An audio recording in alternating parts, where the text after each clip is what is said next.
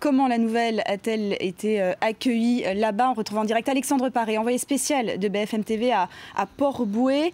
Alexandre, comment réagit-on dans ce camp militaire où vous vous trouvez?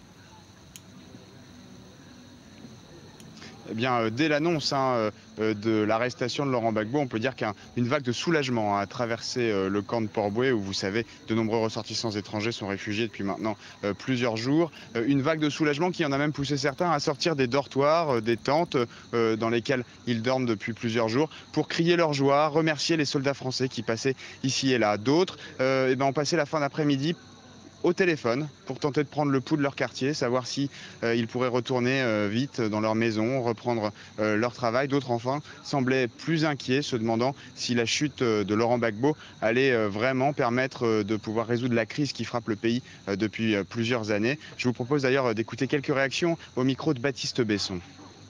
Ça va permettre à la Côte d'Ivoire de rebondir, à la Côte d'Ivoire de réapprendre, aux Ivoiriens de réapprendre à vivre ensemble. Ça, c'est très important pour nous. Un grand soulagement au cœur, parce que vu tout ce qu'on a ici, on a vécu, la souffrance que les gens ont fait, vraiment, je suis ravi d'entendre qu'il a été pris, et voilà. Je pense que la procédure pour faire partie de Gbagbo, ce n'est pas la bonne procédure. Je ne pense pas que ça peut amener la paix en Côte d'Ivoire.